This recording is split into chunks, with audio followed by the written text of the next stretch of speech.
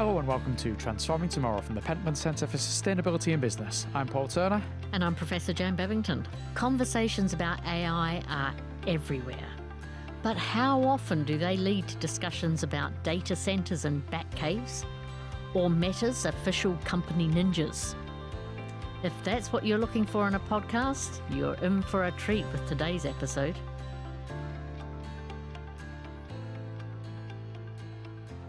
Jan, where do you stand on your energy consumption when it comes to AI usage? Well, I have learnt that I can do a Google search and then put minus AI at the end of it, and I don't get the nonsense that can sometimes produced out of that.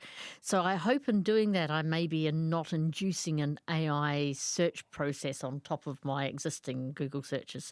Because I know I'm a bit of a Luddite, and I'm sure that I'm uninformed, although I hope in the next hour I'll become more informed. But I just don't want to use AI. I want to use the things I've got in my own innate intelligence. You could just go to a library. That would have a far less of an impact. You know, every time you're planning on Googling, just go outside, get on your bike, ride down to the library, look it up in Encyclopedia Britannica. I think there's an optimal point somewhere, and I know this means that I'm like 1,000 years old, but I think for me, I've passed my optimal point of how much I want to engage with new stuff. Blah, humbug. But like I said, then why are you not getting on your bike? There's even less of an impact, carbon-wise, anything-wise, if you just get on your bike and go to the library. Well, that's harder to tell. We might find the answer to that. Could it be as well. because there is actually some kind of level of convenience and usefulness and practicability to using programs that, AI or not, do have some kind of footprint? For sure.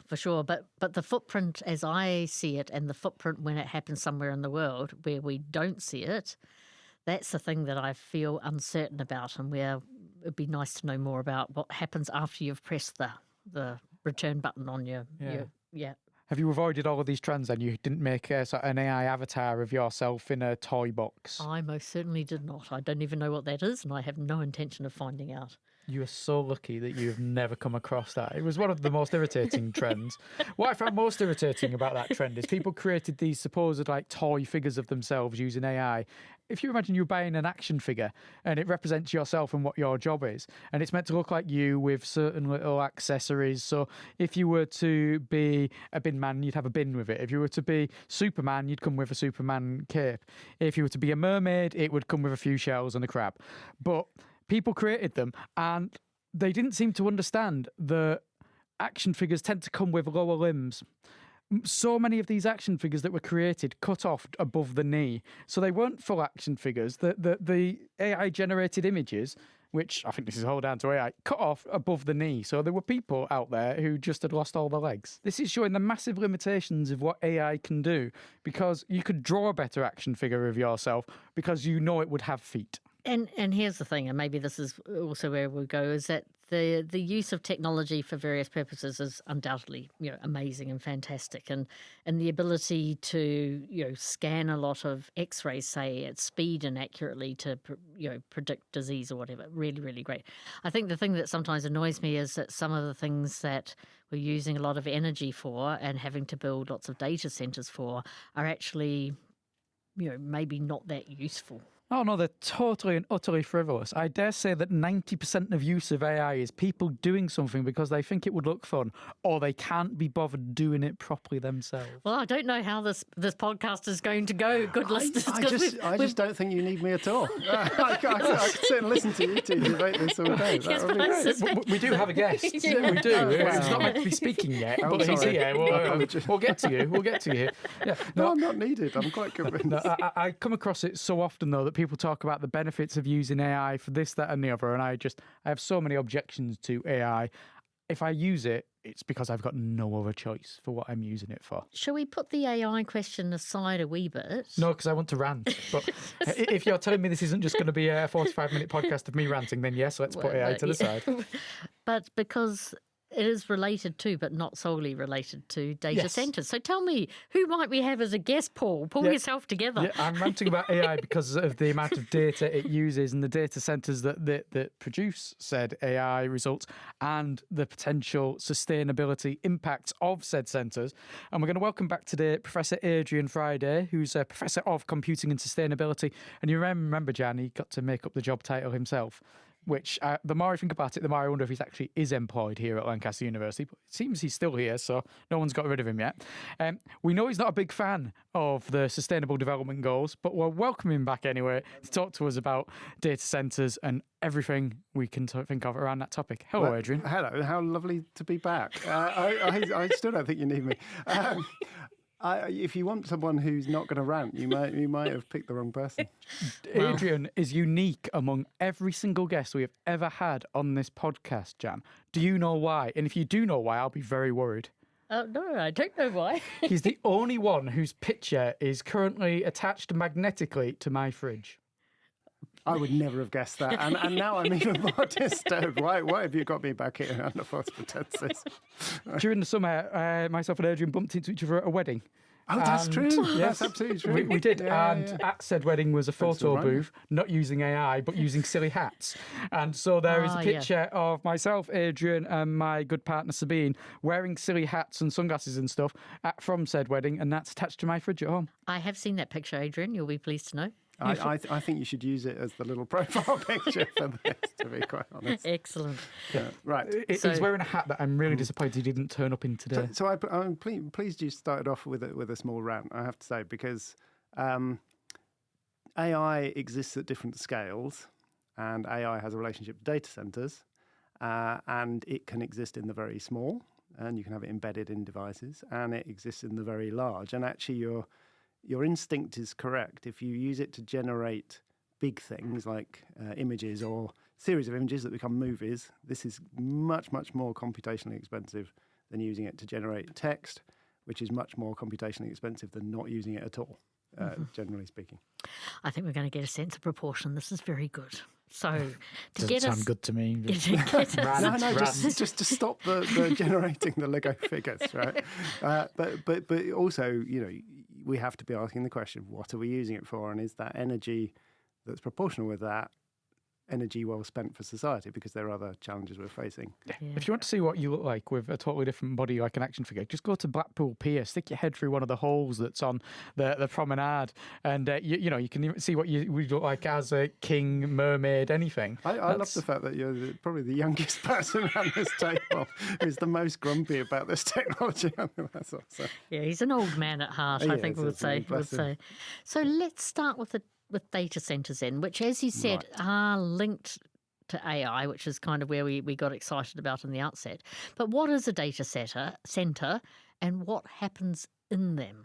Excellent. So a data center, again, these exist at different scales, but essentially it's a room full of computers.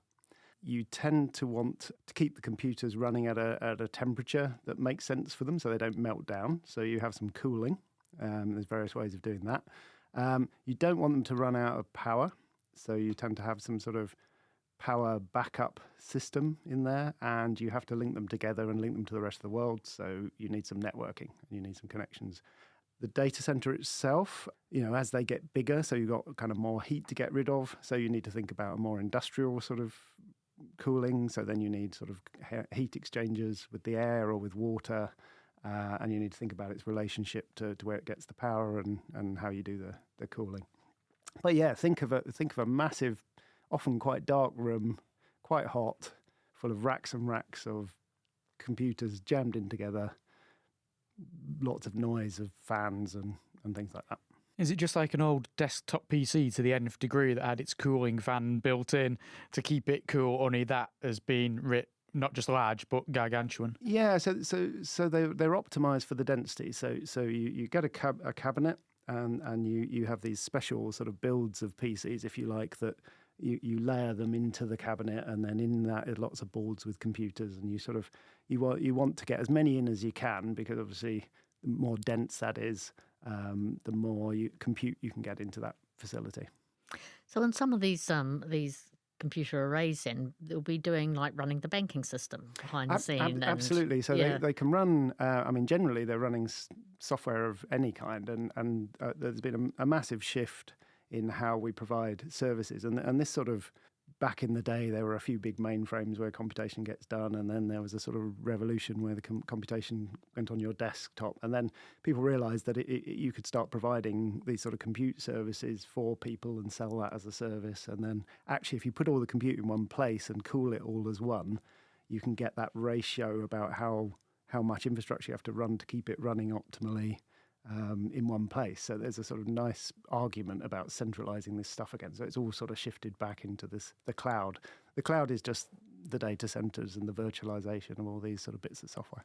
So the cloud exists somewhere on the ground. The cloud has physicality. The cloud is a physical thing. It's buildings and wires and optic fibers. But from my perspective, it's not a building next to me. I sort of it goes there by some way. It could be kind of anywhere in the world. So we have data centers on campus here at the university. And some of the services we interact with are there, but our email goes off to some data centers run by Microsoft. And actually there are many of those replicated across the world, and we're probably dealing with the ones in Warrington or Dublin or sort of close enough, because physical distance makes a difference, because that's how long it takes to communicate with it and get an answer back.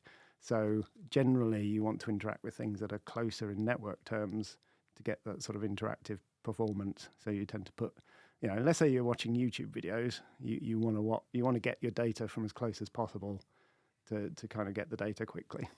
So how big are these data centers then? What a question. Bigger and bigger, and also, they exist at a range of scales. There are private ones, there are public ones. The very biggest ones are sort of football pitches. So the largest ones at the moment are sort of 100 megawatts, a couple of gigawatts of power. So you're talking football field size, multi-football field size warehouses full of computers. So they exist at pretty huge scales. Are they all above ground? Are they underground as well? They're mostly above ground, I think. There are lots of interesting experiments. So one of the challenges as you move around the world is you have different temperatures outside and you want to keep the thing cool, right? So just the basic physics of that means if you put them in a cool area in the north, you've got a better temperature differential. So people are playing different experiments. So there was a famous one Microsoft did where they had a data center in a container and they put it in the sea to use the sort of thermal mass of the sea to keep the thing cool. And I think it sort of worked, although it's a bit hard to service the data center because you've got to put a diving suit on. Take a submarine down there. Yeah, and generally it's just pragmatic stuff, right? I mean, if you bury the thing, you've got all those challenges of getting... They turn over equipment, right?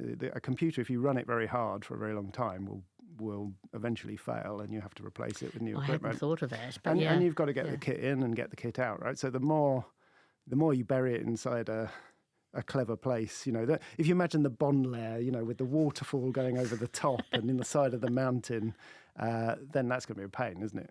You can't drive your truck of kit up. And, thousands and thousands of processing elements in a big data center. This is, there's a bit of a logistics side to it. You've just got to get the kit there and keep it running. I'm now imagining having to take an army of ninjas with you just to change a light bulb. Yes, it's better and better. Yeah. I wonder if Meta have their own ninjas. Dear listeners, can you tell us the end of a recording day? This is your fourth today? Is that what you said? There you go. Yeah, there you the go. leaders of some of the tech companies around the world, I fully imagine, do have armies of ninjas. Oh, that could well be the case. I would put nothing past them. Yeah. No. Don't say any more. You don't. No. So, do we know how many data centers there are in the world? I am trying to find out the answer to that question. It's surprisingly hard to find the answer to that question. The European Union has got an energy efficiency directive where they're asking their data centers to declare how much energy they're using, because these sort of questions about where does your energy come from and where does your water come from and things like this are sensitive questions. And also, things like what is your sovereign capacity, or do we're now investing data centers in the UK, aren't we, for doing AI. there are these questions about how many there are, but actually there doesn't seem to be much of a database. The data that's released is in very aggregate form, probably to sort of protect the commercial sensitivity, and there are businesses who specialise in trying to find out the answer to that question and then selling you the data, right? So they're often behind paywalls. So actually, I haven't yet found a public source for this. The IEA do have a figure for how much energy they think data centers are using globally. The last estimate they had was a sort of 460 terawatt hours, but predicting could be as much as 1,000 terawatt hours by 2026, actually, which is not too far away. Can you give us a comparison to the scale of that? What is 460 terawatt hours? How much energy would that be for a country or something like that? That would be more than Italy. That would be more than many countries. But that's obviously data centers running globally. But the footprint of that is considerable. And one of the interesting things is how fast it's growing, because people are making these very major investments in more data centers. And it's not that people aren't aware that this requires a lot of energy. But the interesting, you can build data centers faster than you can build out the energy grid to service it. So there's this interesting question about how much of our energy would we like to put to this purpose? I think is a really interesting question. Yeah, I think we're a bit past the stage where all your data's stored on a 1.44 megabyte floppy disk. I found my floppy disk the other day. It reminded me of a much more parsimonious era where all my files were. Yes, all your files on a 3-inch bit of plastic. Yeah. Now I wonder if I can ever find a piece of equipment to read it. Of course. Yeah, absolutely. So with this growth and this demand for data, it won't only be AI, it'll be for other things as well. Do we have a sense of the extent to which this rapid development and championing of AI as a business sector and as an investable sector and all of those sorts of things, is that accelerating this process in a particular way? And do we even know if that's the case? I think we do know that the energy demand globally is starting to rise again. And that seems to coincide with the rise of AI. And it's a particular type of AI, right? So you always need data for training your models. And if you've got a lot of data, you can train bigger models. And the sort of computational load of that is very considerable. So ChatGPT 4, 1.8 trillion model parameters. I'm sure this is out of date. But if you imagine you've got to sort of tune this model and train this model, it takes them, they get 25,000 graphics cards, train it for 100 days at a cost of about $100 million. Oh, heavens. Just in energy costs. Right? I don't know. Actually, I don't know if this was from a talk that I watched. I don't know if that includes the cost of buying all that infrastructure. I don't imagine so. I think they rent the GPUs and do it that way. That's 54 gigawatt hours to train that. And of course, you don't train it once. You train it again and again, and everyone else is trying to train their own models. So that demand is very considerable. But actually, the sort of a lot of focus is on the expense of that. The inference cost when I ask a query is actually quite small for one query. The question is, what's the scale of queries, the number of queries you do, and does that add up? And when you look at, say, Google's energy footprint, you find that there's sort of 60% inference cost and 40% training cost. So actually, just even though those queries aren't super expensive compared to some of the other things we do in life, it's just the sheer scale of running those models with millions and billions of users that adds up. And this is where maybe I'm going to try not to rant. No, you don't stop on my account. Remember all the bad things he said about the SDGs. Go on. Yeah, go on. I can't believe you remember that. Oh, you remember everything. Yeah, encyclopedic. But if AI searches are supplied as a matter of course and you can't turn them off, then actually it induces its own. Because I don't want that inference cost because I'm not interested in what the inference is going to tell me. So in that respect, that automation of AI that's being stuck on with everything that you seem to access these days must in itself then actually perpetuate this energy use. Yeah, absolutely. And I think these. So when people ask me, well, what can people do? It's when they make those kind of business decisions to embed the thing, and then you're doing it for every search for every person times the scale of the number of users of that thing. You build Copilot into Windows 11, you build that into your search. I noticed the other day Meta have embedded AI into my WhatsApp. Which is the least. Which is why would I need it? Well, I don't have that many friends. I don't need AI to tell me what my friends have said. Right? I don't get that many messages. I'm not very popular. But the point is that it's very hard to turn it off. And they're all sort of seeking, what's the new business model? How am I going to use AI to do well here? Microsoft's famous Bing AI that started going more and more over to the right. They're all sort of trying to find a way to use this, but I think we're losing the ability to turn it off. Yeah. And that's all, and people think we need it, so they're building more and more infrastructure for it. But actually, the interesting question about the WhatsApp thing is, does that mean that AI is now reading all my private messages to be able to offer some value to me? I don't know about you. I thought those were private messages. I don't particularly want that. And the same with the big investment in the UK. I do not want my health records, going in a format that, to some US company, et cetera, et cetera. There's some big questions for us as a society about how we get the data to the AI, where the AI is, what control we have over that. And I think that's very interesting. It drives me insane, just like with Google, because Google in itself is a form of very early evolution AI, because it was searching for you and finding the information you wanted. Now it's providing you with these almost entirely useless summaries at the tops of pages. I'm going to just briefly defend AI for a second, right? Don't do it. You'll get kicked out. Oh, okay. I was listening this morning on the radio, and they were saying about this sort of Welsh language model, right? I will never. I'm sorry, Welsh people. I think we have one in the room. I haven't learnt Welsh, so this technology would maybe help me translate some stuff.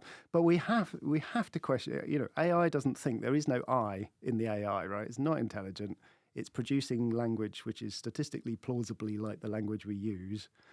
You have to question how right it is. But I think there are many use cases, as Jan said earlier, right? There are training deep learning models on lots of images of cancers and using that to scan for cancer. There are the sort of announcements around new drug discoveries by entirely AI-driven virtual lab. There are definitely use cases for AI.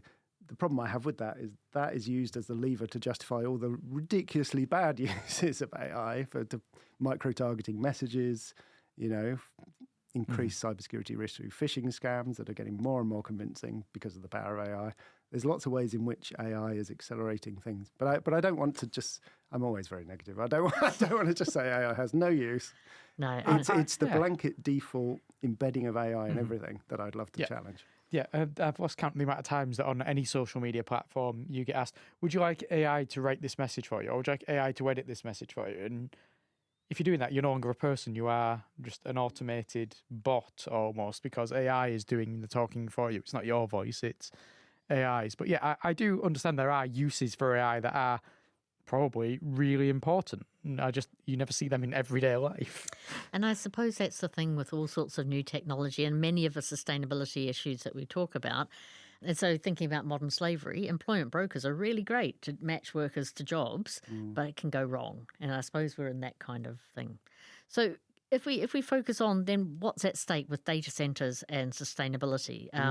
So you said earlier that data centers were growing faster than the capacity of the energy system to generate energy sources for them, and in particular renewable energy sources. Why are data centers after renewable energy, and are they hoovering up or about to hoover up the renewable energy capacity in the countries in which they operate? Yeah, no, that's a great question. So demand for energy is growing globally, and renewables are probably the most cost-effective way of delivering energy, where you do need to decarbonise everything from transport to heating to the energy that feeds data centers. But the problem with having a growing demand for energy is twofold. You're creating more that you have to decarbonise. You're going to have to build those solar panels and wind turbines and hydro plants, which has a footprint in energy and material terms in itself. And these are very rich companies. These are trillion-dollar companies in many cases who have more money than many countries, who can afford to buy all the green energy in a particular region, to the exclusion of maybe other things. So there's this sort of example I like to use in one of my talks of a bread factory in Sweden who couldn't buy the capacity they needed because it had already been reserved for data center use. So if your grid is of a certain size, and let's take the UK as an example, a lot of the good wind power is in the north, very controversial topic, especially for the Scots, and a lot of the use for it is in the south, and you've got to get the power from one end of the country to the other. Where are you going to put your data centres? You quite often put them near the population centres for reasons I was talking about, latency and so on, but various other reasons as well. There's a bit of a water shortage in the south. We've had a hosepipe ban for a year. It's getting drier and drier, global warming. So you've then got competing demands of, already there were water shortages due to the sort of growing population in the south of the country. You've got sort of energy and water challenges to meet there. And I would. Do I want more AI for? I'm going to try and trigger more AI for advertising and generating synthetic Lego pictures, or would I like my drinking water? I mean, this is sort of where we're at, isn't it? What about something like rare earth metals? Are they being used a lot here as well? I know that we're on an area that's not exactly your specialty, Adrian, but is that something as well that they're hoovering up to use in the manufacture of everything that's in there? Yeah, so I know people are studying this. I've not looked into it more than reading their papers, but there is growing demand for rare earths at something like 10% a year. It's at a rate exceeding the growth of other material resources. So that also has an environmental impact, because to get they're called rare earths for a reason, right? You've got to dig up a lot of earth and spend a lot of energy and materials processing those to get you need really pure materials in things like chip fabrication. And one of the other things that it's driving is if you need to train AI, you want bigger and bigger and faster graphics cards or AI accelerator cards.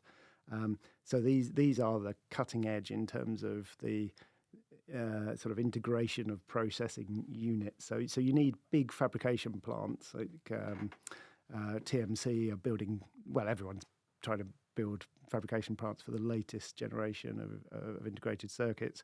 So the more we push for AI, the more demand for computation there is. The more computation there is, the more you need these very specialist processors. You need fabrication plants for that. Once you've got those things, you need to get your money back. So you're going to run those things for decades producing chips at that process level, but you're going to keep pushing for the next generation. And there are roadmaps for more processors. And I suppose the thing that I hadn't realised until relatively recently is, as you try and squeeze the performance, you get the transistors so close together, there are kind of quantum effects. You need to, they've got roadmaps looking at really clever architectures to kind of minimise that. But one of the other things they're doing is exploring all the other mixes of rare earths they can find to get those gains, to keep pushing that to the next level of integration.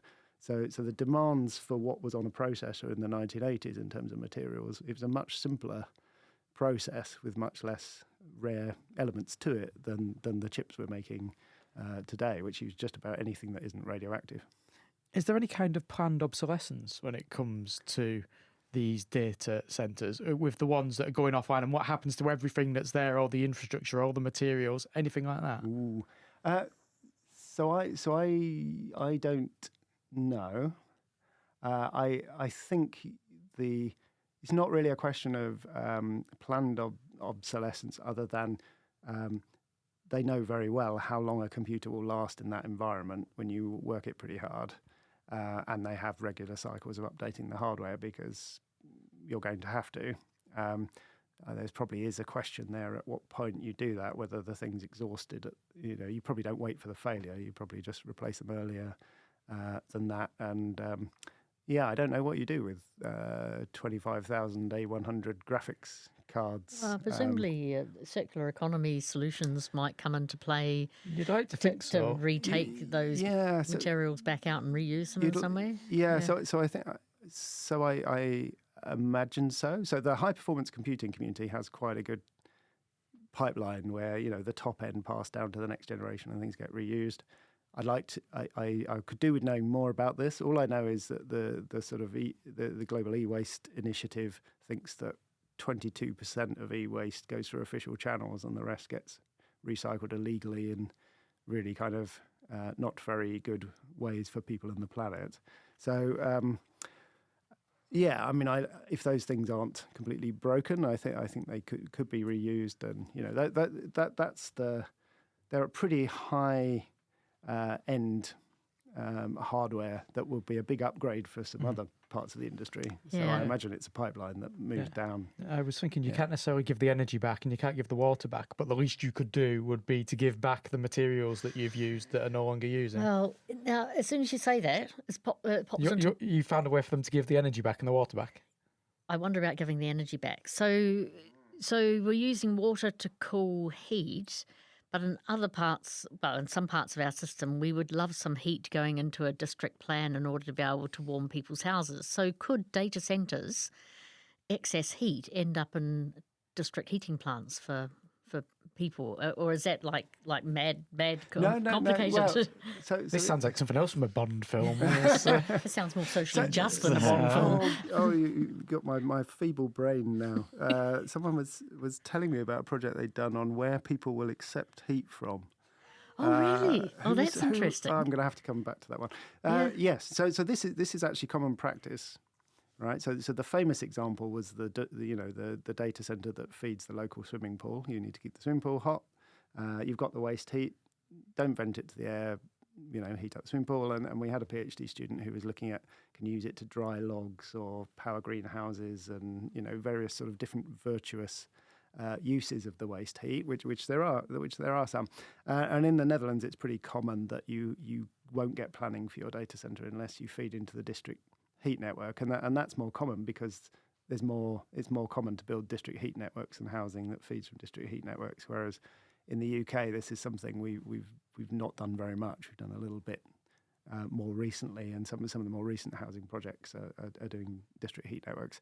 I would generally say district heat networks are a good thing rather than having a boiler in every house. You use waste heat from all sorts of things and help share that. I was chatting to someone from Belgium who was saying they were really struggling sometimes to match up the business case and also the use model. So they were trying to get waste heat from a factory, in this case to people's homes, and the factory was producing heat 24/7, and the homes only really needed it during the winter and during the day. So there was a sort of mismatch that people wouldn't really want to pay for the energy that way, and the same with data centers to some extent. They're going to run year round, and our use of heat isn't always year round. So, but I think generally, if you're going to have waste heat, sure. The other interesting question is, do you want to live next to a football pitch sized, light bedecked data center with some diesel backup generators when you build your housing? So it's not very good heat. It's quite low temperature, and that means it cools quite quickly. So you need to be quite close to where you need it, and that's a bit of a rub. But then maybe this comes back to Paul's point that maybe you would have micro data centers around. We're building a house. There's a housing estate down the road from the university right now. Could they have a micro data center that's feeding in and doing some of the computation? Probably their broadband provider would quite like a small place to put their video content or whatever. Maybe we could be thinking more cleverly about how to marry the two things up. Or indeed, if you are a James Bond villain, it's the perfect place to house all of your lackeys. You don't care what quality heat they're getting, but you're managing to house them and get that all through the residues. You're back to the ninjas again. Yes, right? exactly. Yeah. It's all coming together. It's suddenly all making lots of sense. This episode was always going to go down this route, I think. So a couple of sort of quick fire questions in a way. Okay. Is a ChatGPT query do we know how much more energy that uses versus a conventional Google search? Right, I'm glad you asked that because I looked it up. A colleague of mine at Glasgow, Wim van der Boeid. Apologies for the pronunciation. I can never pronounce his surname. Sorry, Wim. So his analysis was that a Google search is probably something like 0.0004 kilowatt hours, which, just to give you a kind of ballpark, boiling a kettle is probably about zero point 0.1 kilowatt hours, right? But that's probably, I think that's for just a Google search, and then you're talking 0.02 grams of carbon for that. And he thinks that a sort of ChatGPT enabled search is roughly 60 times that.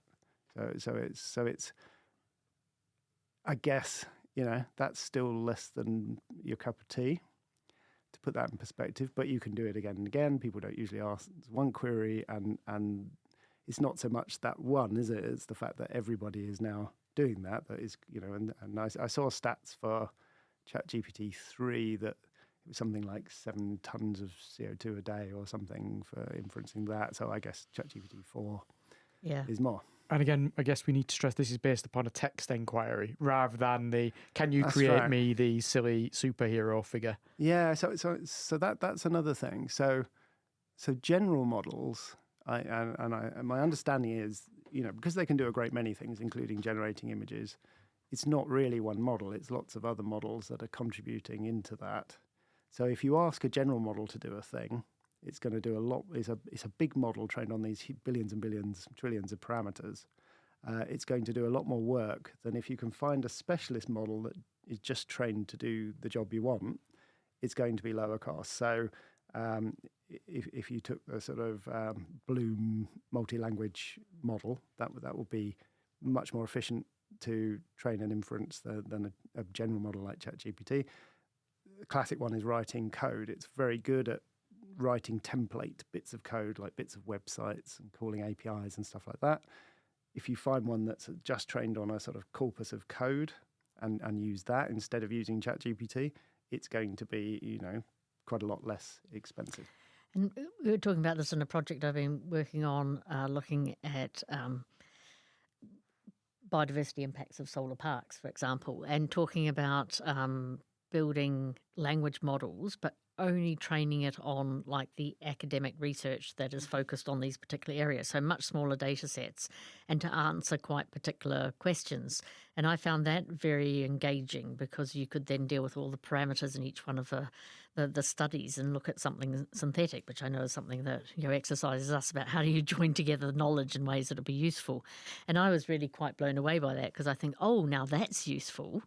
But again, much smaller, not general purpose, and not picking up crazy things as well as uncrazy things, but like a contained training set. So I think that's getting to the heart of a couple of really good things. One is you can't really trust what comes out if you don't know what went in a way, and the biases that has, and the truthfulness of what went in. And what you're talking about is a model that you pretty much trust everything that went in, so you're very likely to get a much more authoritative answer out of that model. And it's also going to be much smaller. So it's going to be many orders of magnitude smaller in terms of the sort of training space, if you like, so the amount of computation you need to train it and also inference it. So I think that's part of being responsible, I think, is that we should be trying to, use it where it has genuine value and use the sort of most appropriate models and techniques. So as tech users then, what can we do to reduce the impacts that we have when it comes to our computer use and the use of data centers? Am I allowed to have a problem with that question? You are indeed, because you Yeah. always... No. I've got all these problems with AI, which I've been Okay. told to drop, and I'm being overdramatic. So I suppose this is a bit like people say to me, why you're refusing to fly, why the flight's going anyway, It's a bit like that, isn't it? Once you've got the infrastructure in place, then you can do your bit to remove the thing. But what you really want to be doing is removing the demand in the first place, or not building out infrastructure where you don't need in the first place, and asking these questions really early on. Is this the right moral thing to be doing when there's a climate crisis? And we need to decarbonise energy systems, and I think we've got some big things facing us about the future of work, the future of education. AI is very disruptive in good ways and bad ways. Yeah. So, but I mean, there are things, as we've talked about, right? If you're generating movies with AI, that's horrendous. If you're generating images, that's probably not great for the artist whose work is ripped off. And I don't know, do those things in moderation. The less often you do them, the lower impact that will have. There's probably so where you get the energy from and where the computation happens globally does affect how much greenhouse gas emissions there are. Right. So if your data center is in where you've got a high level of renewables, like in the Nordics, then the energy is likely to be greener, so the amount of computation will have lower emissions. I mean, it doesn't change probably the emissions from building those data centers, which is probably done where it's manufactured in largely the Far East.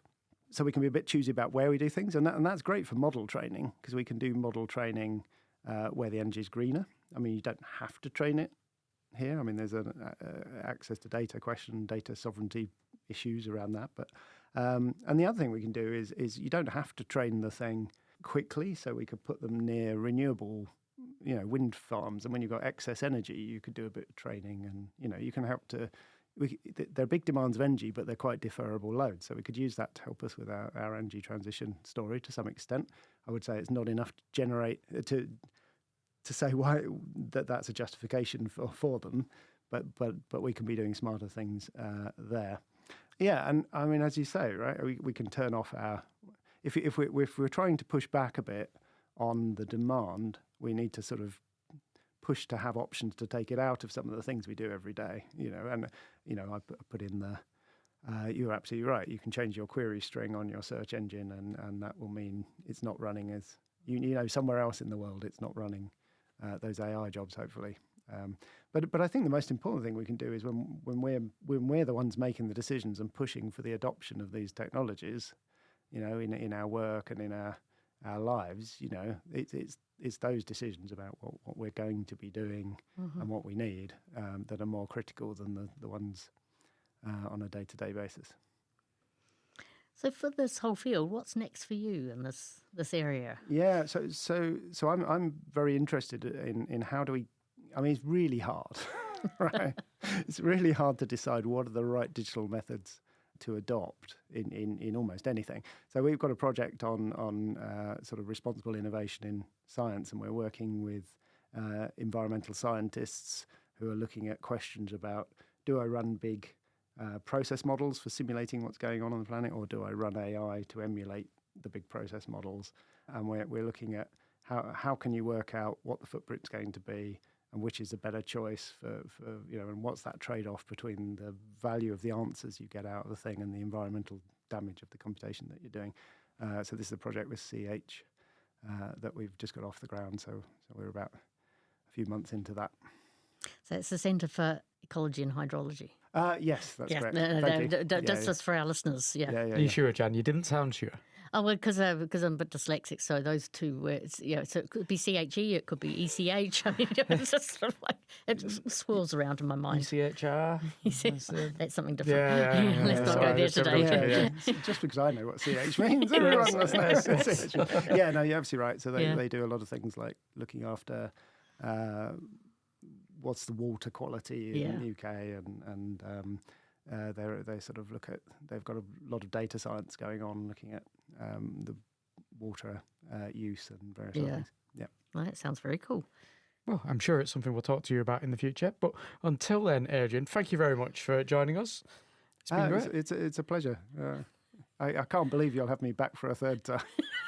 We'll wait and see. I mean, he's promising, I'm promising not. That's nice.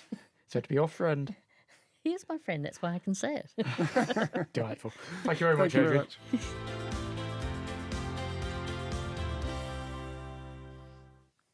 There's so much, Jan, to take into consideration whenever you're doing anything as simple as a Google search, isn't there?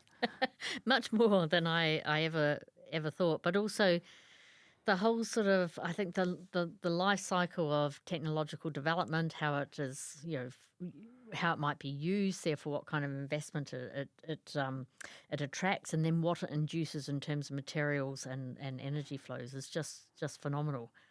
Yeah, it's all the considerations you have to make beyond just the simple, do I really want to know this, or where can I find this? It's crazy. I still come back to the fact that people should stop making silly avatars of themselves. Well, I'm sort of safe from that because I didn't even know you could, and if I did know you could, I probably couldn't do it myself. No, you'd get AI to do it for you, and that's the problem. That's the point. I also was very struck, though, that there's different types of AI and different types of applications and different sizes of applications and what the AI might be trained on and what it might be, what the querying might be doing. So it seems to me that some of the things we might see in the newspapers that are full on or full against AI actually are missing all of that subtlety, and within that subtlety is where really interesting answers and decisions would rest. Yeah, and of course, it isn't just AI, as we were saying. It's data generally and the demand for data. And then the various different things that you have to think about when it comes to data and the energy demands, the water demands. I was particularly struck by the Swedish bread factory that wasn't able to buy its energy because the data centre down the road had bought up all the energy. So therefore, all the people in that particular part of Sweden weren't getting any bread that week. Yes, I think they end up having, I read that story, I think they had to end up manufacturing further away, in which case you then have to ship the bread to where they might have been otherwise. Yeah, so which comes first, bread or bites? Yeah, that's it. People need to consider, do they want their daily bread or do they want their daily dose of silly avatars? Yeah. Yeah. Madness. It but is. I was very struck, and I'm not saying this just because our producer is a Welsh language speaker, but maybe I am, just to keep on the right side, but also the extent to which these kind of applications can really build capacity in a language, support people to learn it, all of those sorts of things as well. Would it be the worst thing in the world if the Welsh language became extinct? Yes. Dear listeners, you may have heard a very resounding yes in the background, and just Mr. Turner is going to pay for that comment later on. He's going to be edited in the most mean and horrible way from now into eternity. The spellings alone and the sounds that come out of a Welsh person's mouth. Yeah, but I do take your point, though. There are things that AI can do, and Adrian was stressing this, whether it be Welsh language or whether it be cancer diagnosis. I'll leave it to yourself to decide which of those might be the most important. There are obvious, practicable, really important impacts for it. And there's reasons why we use AI, and there's reasons why we use data, and therefore reasons why data banks and data centres are needed. Yeah. And I was really struck, the example was given that the Netherlands does quite a bit of integrated planning for the data centres and other needs. I don't perceive that that's the case across the board. So that's kind of impressive that a country would seek a multifunctionality with what they're trying to do. It strikes me they're almost planning for, say, the next generation, which is convenient because next week we're going to be talking about generational governance. That was a smooth move. Thank you. I'm good. We're going to be bringing back Nick Barter, another return guest, Professor Nick Barter from Griffith University in Australia, talking to us about next generation, generational governance, how that tied in with his previous work on Future Normal. So that'll be great too. I'm looking forward to it. Until then, thank you very much for listening. I'm Paul Turner. And I'm Professor Jan Babington.